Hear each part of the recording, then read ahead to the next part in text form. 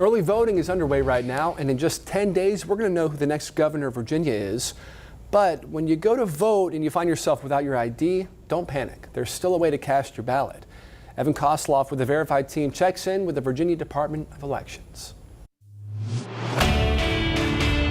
When it comes to politics, there's a ton of misinformation. And with an election coming up in Virginia, we're here to verify, to make sure you have the facts before you hit the polls. Let's verify. Can I vote if I forgot my ID? That answer comes from the Virginia Department of Elections. And when you think of an ID, you probably thought of a driver's license, but there are lots of other kinds of IDs that you could use. Here's some examples. A DMV-issued ID card. A valid employee ID as long as it has a picture of you, a U.S. military ID, a valid student ID with a photo of you, a U.S. passport, and even a recent utility bill or paycheck with your name and address on it. But let's say you don't have any valid ID on you. The Department of Elections says that you could still vote. All you have to do is sign an ID confirmation statement saying that you are who you say you are, subject to felony penalties if you lie. That will allow you to vote with a regular ballot. If you're not willing to sign that statement, your only option is voting provisionally. That gives you until noon on Friday to provide a valid form of ID and make sure that your vote is counted. So yes, even if you forget your driver's license, you have other ID options. And even if you don't have any of those handy, you'll still be able to vote at the very least with a provisional ballot. With your Verify,